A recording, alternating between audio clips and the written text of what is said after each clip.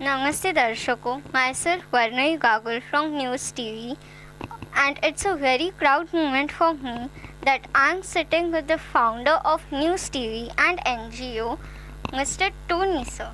Hello Mr. Tony. Hello Varnavi, कैसे हो बेटा? मैं ठीक हूँ sir. All good? Yes sir. अच्छा, मैं आपको एक एडवाइस समझो या रिक्वेस्ट समझो. आपका ये फर्स्ट प्रोफेशनल इंटरव्यू है, राइट? तो नर्वस होने की ज़रूरत नहीं है. आप ये मत सोचो कि आपका सर आपके सामने बैठा हुआ. ये सोचो एक इंटरव्यूवी आपके सामने बैठा हुआ, एक कॉमन आदमी आपके सामने बैठा हुआ है. तो आप कुछ भी मेरे से सवाल पूछ सकती हैं. सर मेरा पहला सवाल आपसे ये है कि जब आपने ये अपने जब न्यूज़ टीवी कब आपने सोचा कि आप स्टार्ट करें? I am not talking about NGO, I am talking about news TV. अच्छा, you want to speak about news TV. News TV तो मेरा काफ़ी सालों से चल रहा था, लेकिन अब इसमें थोड़ा सा ग्रो हो रहा है. लेकिन न्यूज़ टीवी काफ़ी सालों से चल रहा था. मेरा बेटा इसमें था पहले. Okay sir. मेरा दूसरा क्वेश्चन ये है कि आप बहुत लोगों को फ्री में इंटर्नशिप दे रहे हैं और ये लोग बहुत कम करते हैं. ऐसे लोग बहुत कम हैं इस दुनिया में. सो आपने कितने बच्चों को अब तक दिया है इंटर्नशिप? अनऑफिशियली इंटर्नशिप तो मैंने मेरे ख्याल से अप्रॉक्सीमेटली 40 के आसपास बच्चों को मैंने फ्री में पढ़ाया होगा. Media courses. I am not into educational courses, but media is my passion. तो मेरे ख्याल से 40 के ऊपर ही होंगे, लेकिन 40 तो मैं कॉन्फिडेंस के साथ बोल सकता हूँ कि मैंने फ्री में मीडिया एजुकेशन, जो बाहर जो कोर्स जो फ़ीस है 3 या 4 लाख रुपए की फ़ीस है, कहीं कहीं पे तो 15 लाख रुपए की भी फ़ीस है एक्टिंग फिल्म मेकिंग. वैसे मैंने 40 के आसपास स्टूडेंट्स को फ्री में पढ़ाया है आज तक, during this last 3 to 4 years. Sir हमने ये भी सुना है कि आप मतलब बचपन में बहुत शाय थे. सो आपने वो कैसे ओवरकम किया? लाइक हमारे ऑडियंस को भी अच्छा लगेगा वो सुनने के लिए और उनमें भी कॉन्फिडेंस आएगा एक. अच्छा, सबसे पहले तो आप मुझे ये बताओ बेटा कि अभी मैं आपको शाय लगता हूँ क्या?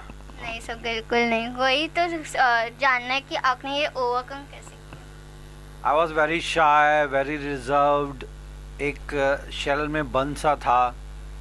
फिर धीरे धीरे मुझे खुद को ही लगने लगा कि दिस काइंड ऑफ बिहेवियर मुझे कहीं आगे लेके नहीं जाएगा, मैं कुछ भी नहीं कर पाऊँगा.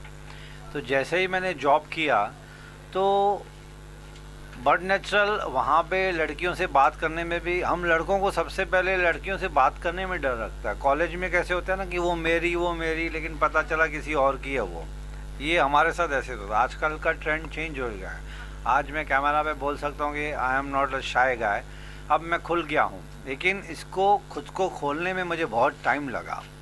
मैंने ना पर्सनालिटी डेवलपमेंट क्लासेस ज्वाइन किए, मैंने कुछ भी क्लासेस नहीं ज्वाइन किए. जो भी किया सेल्फ स्टडी की, लेकिन लोगों से मिला, जानबूझ के बात करता था. किसी ने बोला जब तक बात नहीं करोगे तब तक खुलोगे नहीं. और मैंने बहुत सारी पढ़ाई की, लेकिन media related, not academic qualification मेरी बहुत ज़्यादा नहीं है, लेकिन मीडिया रिलेटेड काफ़ी स्टडीज़ की, कुछ मीडिया रिलेटेड कोर्सेज़ किए. उसके बाद फिर थिएटर ज्वाइन किया मैंने.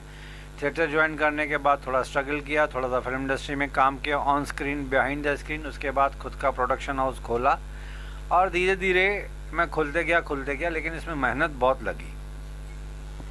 सो मेरा दूसरा क्वेश्चन ये था कि टेक्नोलॉजी सोसाइटी में कितना इम्पोर्टेंट हो गया है आज के दिन में. लाइक कौन सा टेक्नोलॉजी अभी ट्रेंडिंग है? देखिए, टेक्नोलॉजी के बगैर तो मेरे ख्याल से हम आधे अधूरे भी नहीं बोलूँगा, but 99% we are surviving just because of technology.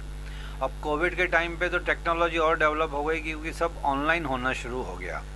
Online आप खाना ऑर्डर करते हो, आप बिग बाज़ार से या और सुपरमार्केट से कहीं से भी ऑनलाइन चीज़ें खरीद लेते हो. ऑनलाइन आपकी पढ़ाई चल रही है, आपके कॉलेजेस स्कूल्स की बच्चों की, छोटे बच्चों की ऑनलाइन पढ़ाई शुरू हो गई है. तो ये टेक्नोलॉजी की देन है. तो टेक्नोलॉजी नहीं होगी तो इमेजिन अगर आपका मोबाइल एक दिन बंद हो जाए तो यू विल फील हैंडीकैप. एक दिन हमारे यहाँ पे इंटरनेट बंद हो जाए तो I will feel handicap, because we are completely depending on technology now. Okay sir.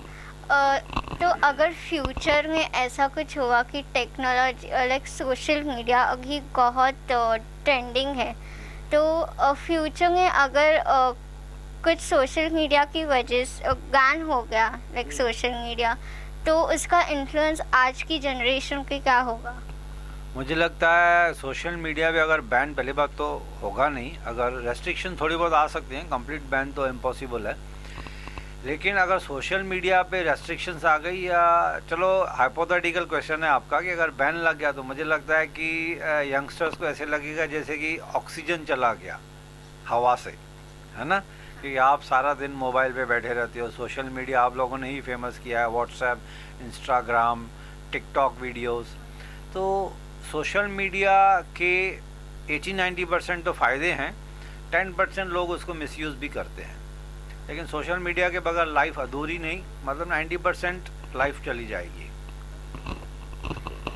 सो यही कि मैं अपना साइन ऑफ करती हूँ। थैंक यू टोनी सर, आपने इतना टाइम निकाला हमारे लिए, और आपको कुछ हमारे यूथ को कुछ बताना है, कुछ मोटिवेशन?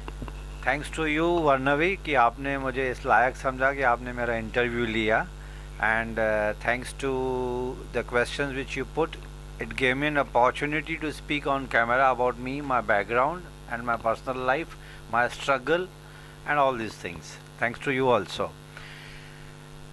मैं कोई बहुत बड़ा आदमी नहीं हूँ कोई एडवाइसेस दे सकूँ, लेकिन आपने अगर पूछा है तो मैं बता देता हूँ कि सोशल मीडिया का यूज़ अच्छी तरह से करें, उसे मिसयूज़ ना करें। फेक न्यूज़ हैं, लोगों की मैंने आदत देखी है, बहुत सारे लोगों की, कि जैसे ही मैसेज आया बिना सोचे, बिना समझे, बिना लॉजिक यूज़ किए उसको फॉरवर्ड कर देते हैं। पहले आप सोर्स देखिए कि जब कभी कोई मुझे बोलता है ना कि यार ये सोशल मीडिया पे, व्हाट्सएप पे मैसेज आया हुआ है, तो मैं बोलता हूँ व्हाट इज़ द सोर्स?